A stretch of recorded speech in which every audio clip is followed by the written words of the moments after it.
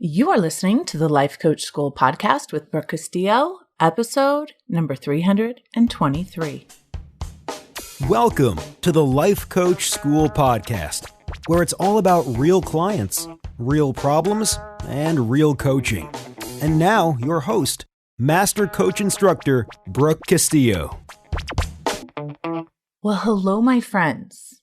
I'm really excited to talk to you today about some work I've been doing with my clients and some work that I've been doing on my own brain that has me really excited, really looking forward to all the awareness and all the uncovering that is ahead of me. And I wanted to share with you my process and what I'm going through and talk a little bit about how I'm using my work and the model to uncover some thoughts that I haven't even known to look for.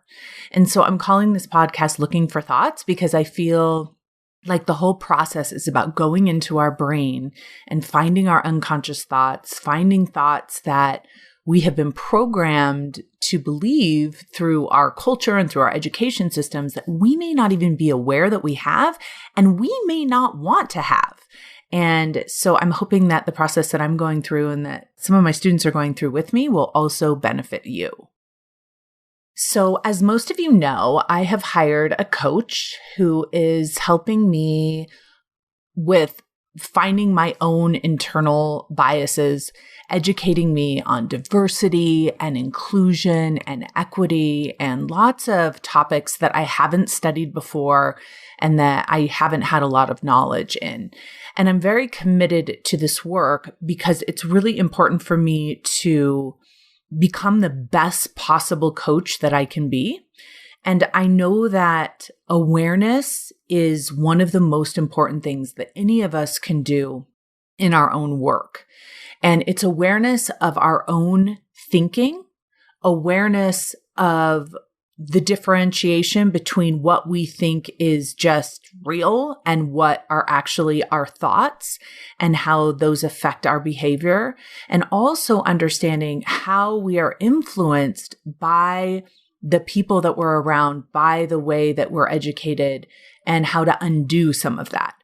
I've talked a lot on this podcast about mental health and about how the way that we are taught in school and the way that we are educated has caused us so many problems as just humans. I've also talked a lot about how specifically women and the way that our history has been taught to us and the way that our history is and how much that has influenced the way that we show up in the world and the things that we believe. And I'm learning now about a lot of the racism that has been woven into our education and that we have been taught that we may not even realize is there. And so uncovering all of this for me has been really powerful, really painful, and has me really motivated. So I thought I would start with talking a little bit about sexism and how thinking about that has really helped me in doing some of this work on myself. And what I'm always teaching on this podcast is stuff that I have learned and applied to myself, and then I go and teach. So that's what I'm going to continue to do always on this podcast. And so that's what I'm sharing with you here. I know that there's a lot of men that listen to this podcast, and I actually think this will benefit you to listen to, just to understand in a way that might blow your mind a little bit. So I have been a very successful businesswoman in this online industry. And as I've gone through the past 10 years in corporate America and also in online business, I have experienced a lot of very sexist stuff. And I've seen it in a lot of the men that I collaborate with, my mentors, in, the people that I work with. And it's something that's kind of always just been there. I've always kind of noticed it and have just gotten used to it, right? I just kind of assume that it's going to be there. And I do my own thought work on it because one of the things that I had realized is that some of those messages that I had received through my own education about the difference between men and women had been internalized for me as well. And so I was believing, it was almost like I was believing things about myself without even realizing it. And I've seen this with a lot of my clients. We've done a lot of work on our own thoughts about being women and what it means to be a woman and what it means to be a man, especially in business. So I'll give you an example of how this happened to me just recently. I was talking to a new friend of a friend, and I was talking about my business. And you guys know that I'm very open about my business. I'm very open with the amount of money that I make. I'm very proud of the students that I have and all of the money they make. And I feel like we're making a really good impact in the world by the work that we're doing and also the examples that we're setting for younger women coming behind us about what is possible. And so I was really excited to talk to this woman because she had a very successful business as well. And we were talking to each other about our businesses and just having a great time. And then she said, you're kind of like a man. A lot of your tendencies are like a man. And I was like, what? What are you talking about? And I don't think she meant it in like a derogatory way. I think she was like referring to maybe my ambition. She didn't really specify. But I replied back, I'm like, no, I'm like a woman. This is what a woman's like. And I think that like just that little thread is something that I have heard over and over and over again, which is like, in order to be successful, you have to be like a man, or you have a lot of masculine energy, or, I'm afraid to make more money like you because then I'm afraid that like I'll become more like a man. And those comments and those ideas are something that we just want to really look at and we really want to evaluate. Like, even when I'm in a group, there's been so many times in masterminds where I've been the only woman in a group, and comments will be made something like, oh, well, Brooke, she's just one of us, or she's just like us. She's not really like other women. And I'm always like, I'm exactly like other women. I am a woman, right? And we are the same, and we all have the potential to do what it is that we want to do. And I can hang on to my femininity and hang on to my strength and not make that mean something derogatory about me. And I see this a lot with comments that are made about, like, here we are in 2020, and some of the comments that are made, some of the assumptions that are made about when we walk into a room about me being the assistant. Oh, are you the assistant?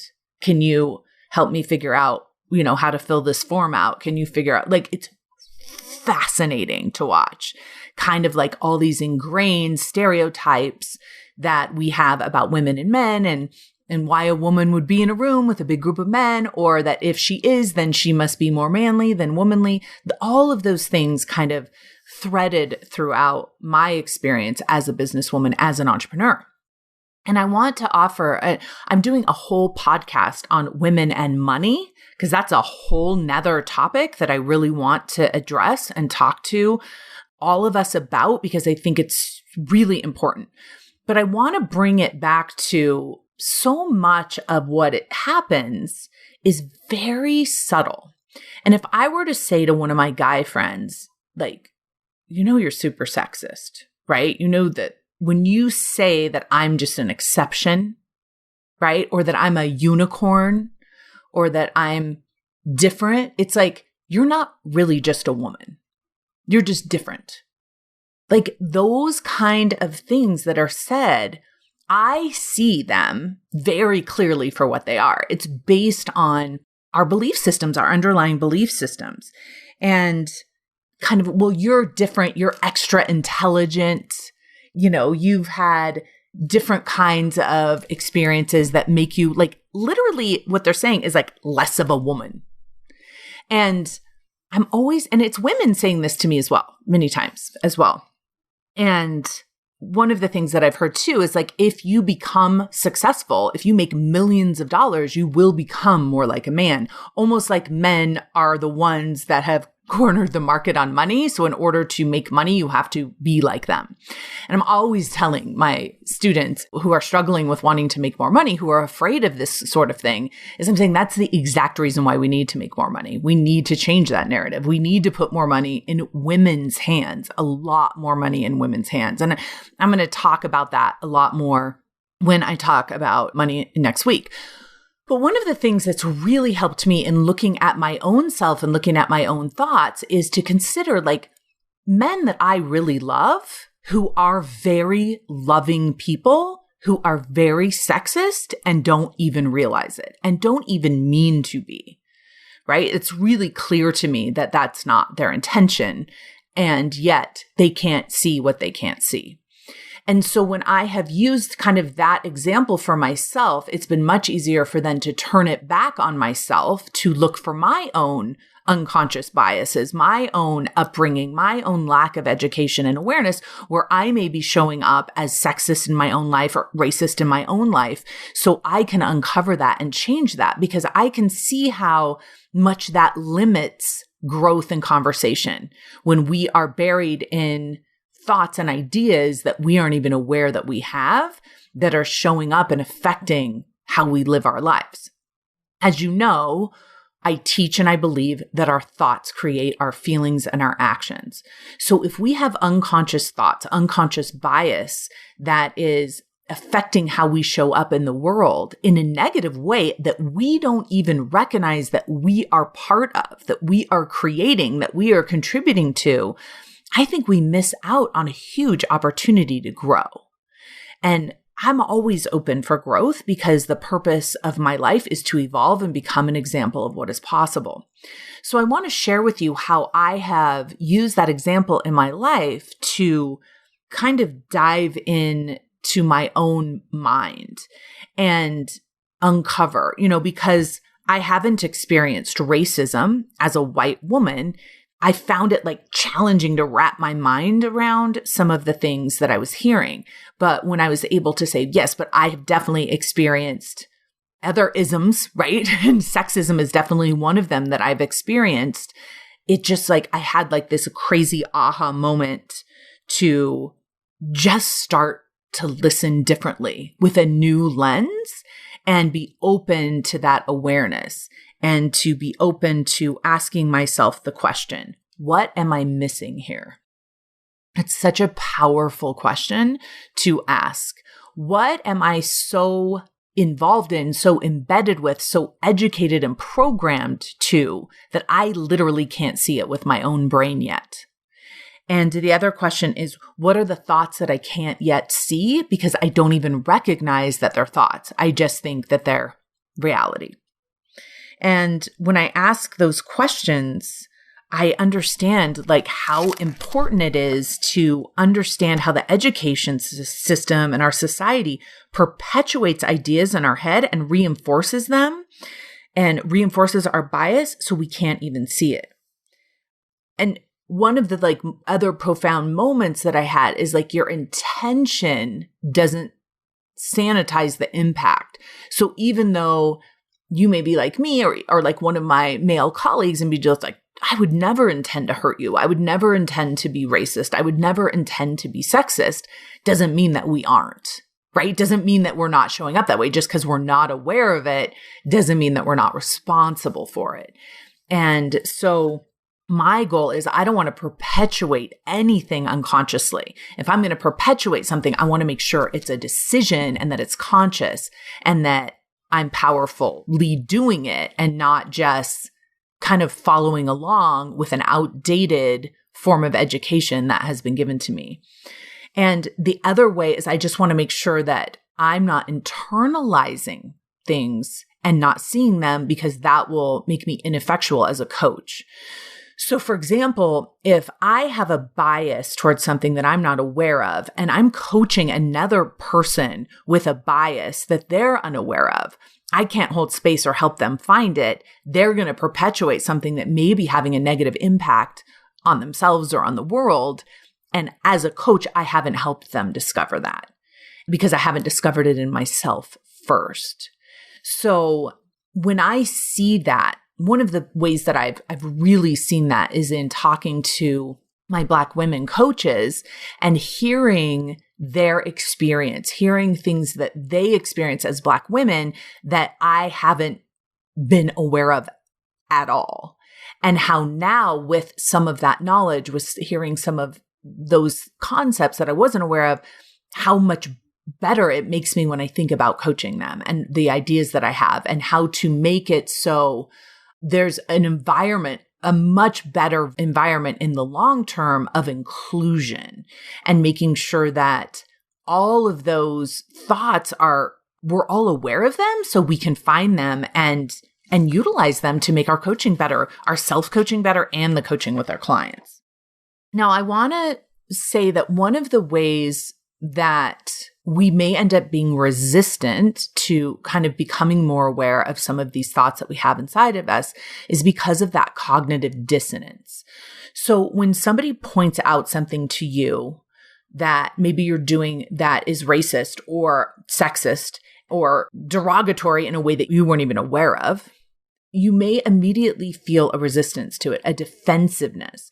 That's really normal because of how cognitive dissonance works, right? It's all of a sudden you have two thoughts that are contradictory. You have something that you've always believed to be true, and it's coming up against a new thought that you want to consider. And that discomfort for many of us requires us to retract and resist, especially if we haven't learned how to process or move into emotion. And what I've seen happening with many of us is that you have this cognitive dissonance, and instead of resisting it, maybe you're opening up to it, but then you're going into shame and self-loathing and self-rejection. And you may feel like, well, I didn't know I believed this. This has caused harm. Therefore, I'm a bad person and I will now beat myself up, which does not serve anything, right? Processing through pain, right, is very important. We absolutely need to do that. We need to go through that, but not the unnecessary suffering of then hating ourselves and beating ourselves up and treating ourselves terribly. That doesn't serve anything. I want to encourage you to simply process the pain, find the thoughts, and then think about them consciously, change them, and take action in your life that feels authentic and true for you. This is very different than following some script to try and cover up the shame. That will not serve you in the long run. So if you feel resistance, which many of you have told me that you can relate to feeling resistance to uncovering thoughts that feel really painful and scary, is just ask yourself why. Why aren't you willing to evolve and hear and listen to what's going on in your own brain?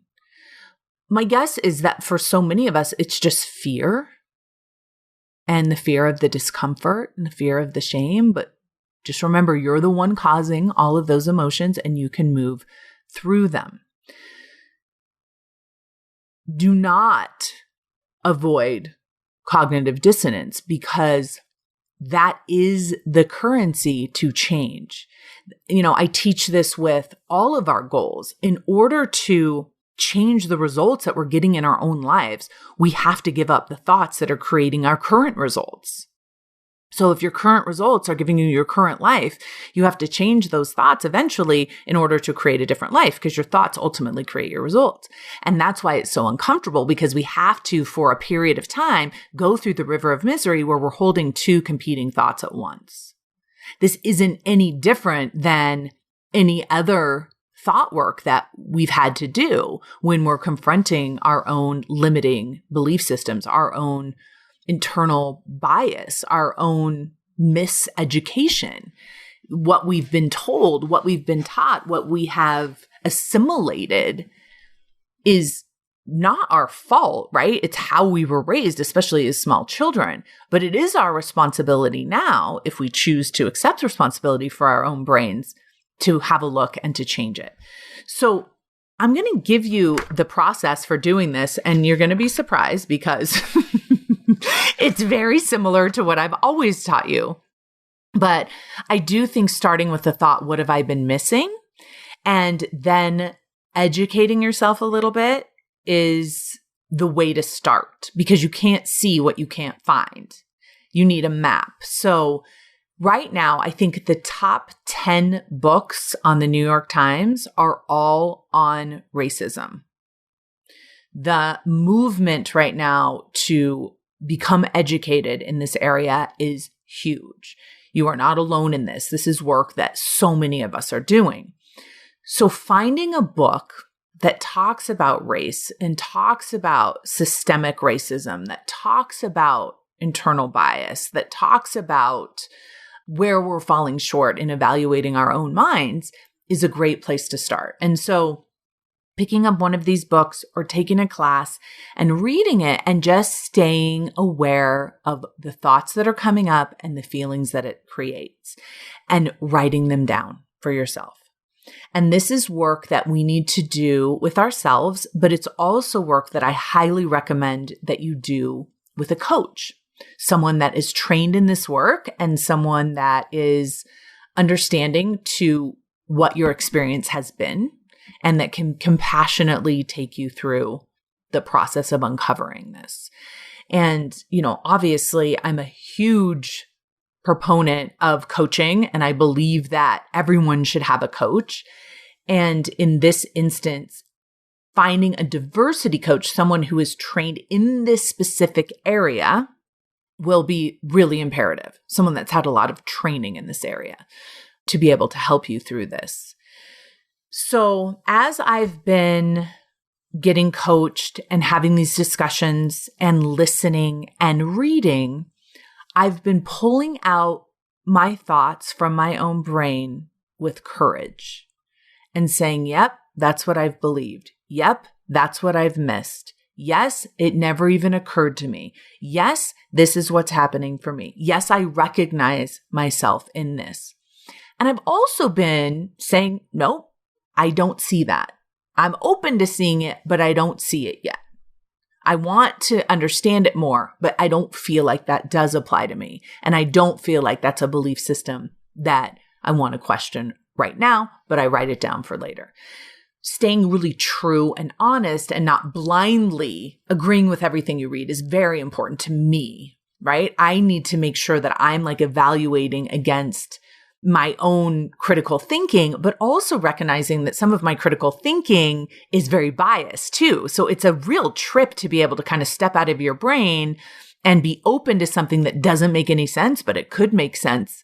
But I'm not just going to accept it blindly ever. I need to understand it. I've, from my history of a people pleaser and being involved in some pretty intense organizations, I tread slowly and question everything. And I want to encourage you to do that, to be honest. One of the things that's super important for me is I want to internalize new thoughts. I don't want to memorize new thoughts. And I think that that's really important to think about because you could just say, oh, here's all the right things to say. Here's all the right things to believe and memorize them and then kind of be performative in how you show up.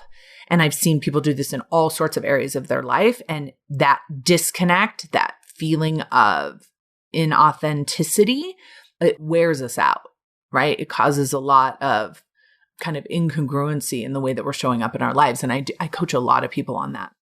But when you internalize something and genuinely allow yourself to absorb and believe something, and you'll know that you do it because it'll feel true and you will experience the emotion of certainty when you believe it, then that's when you don't need to keep questioning how to show up in the world because you'll just show up based on your new belief systems.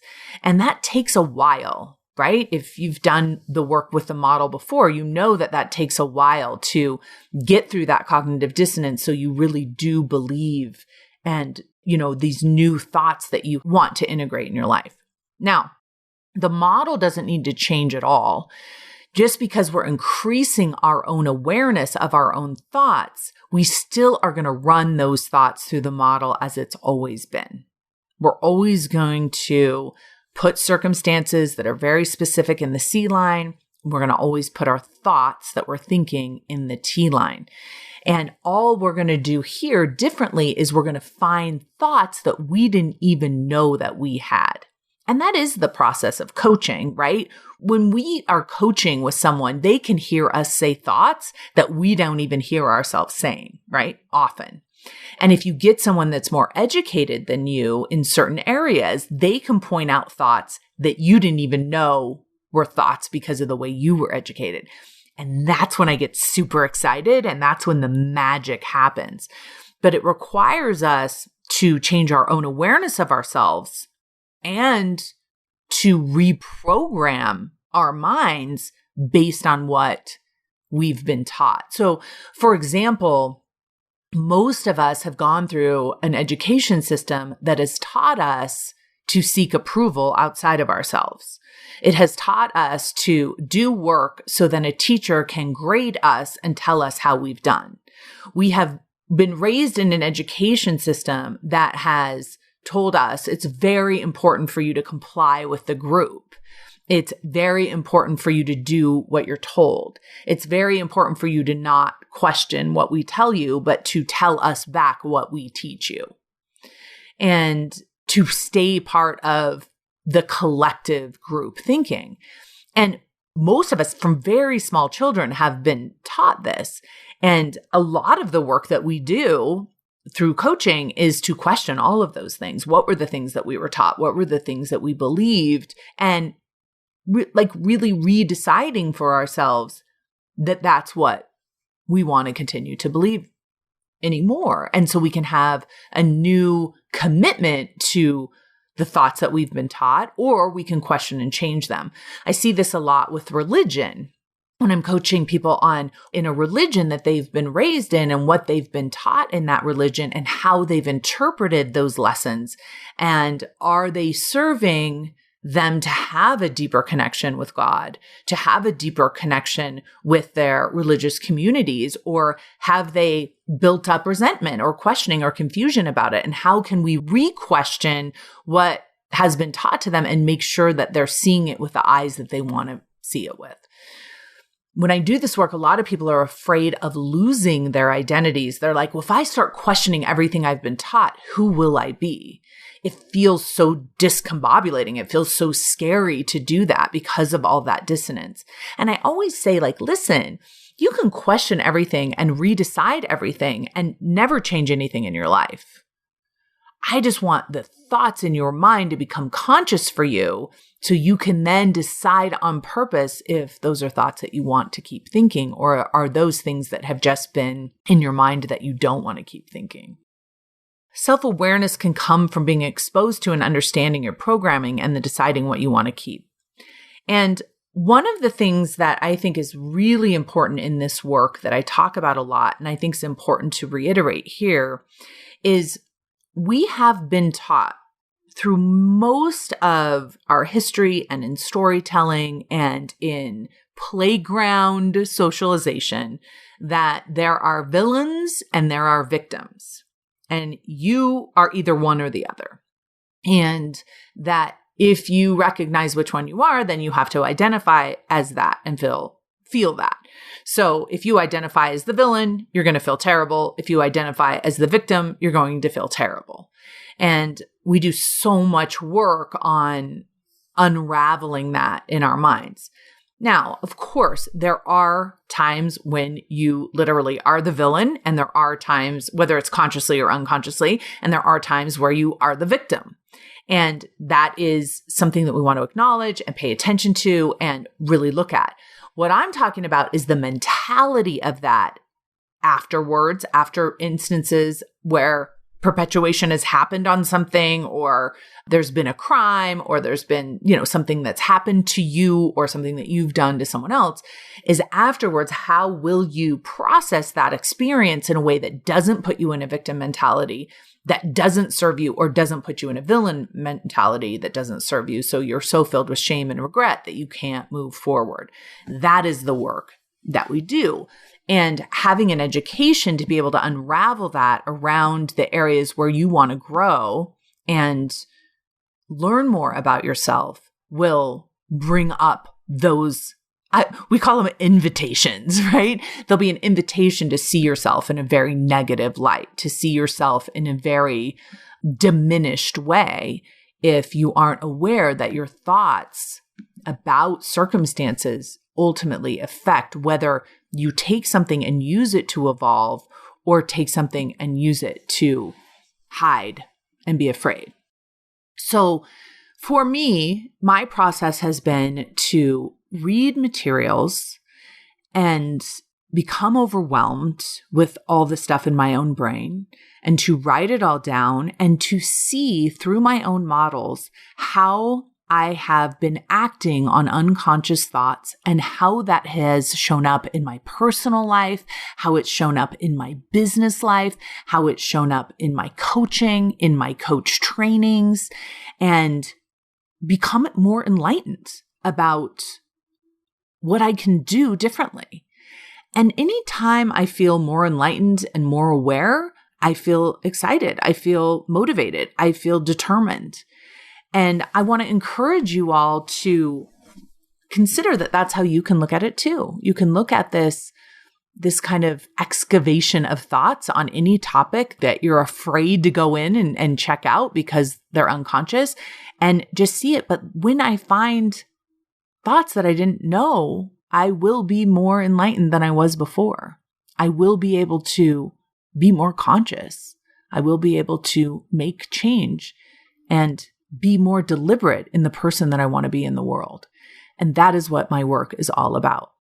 So I want to encourage you to read materials that maybe you're resistant to reading, evaluate them with a critical mind, look into your own brain, see what you find, be really courageous and honest about that, and then decide from that moment if you're willing to give up the part of you that has been kind of going through life unconsciously and make it more conscious.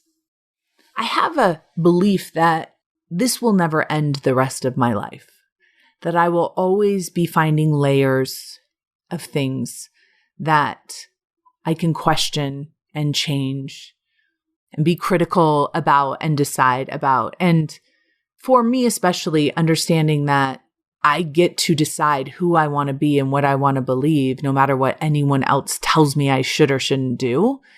And that's going to ultimately be my destiny if I don't just fall into unconscious patterns, but I make my life conscious and deliberate. That is how I will evolve to the best version of myself on purpose. And I'd love to invite you all to do this work with me, to do similar work on all the areas of your life where you may be unconscious. Because even though it's really difficult work, it's absolutely worth it. So go in there and find those thoughts. See what you can do. Let it be uncomfortable. I'll talk to you next week. Bye. Hey, if you enjoy listening to this podcast, you have to come check out Self-Coaching Scholars. It's my monthly coaching program where we take all this material and we apply it. We take it to the next level and we study it. Join me over at thelifecoachschool.com/join. Make sure you type in the THE lifecoachschool.com/join. I'd love to have you join me in Self-Coaching Scholars. See you there.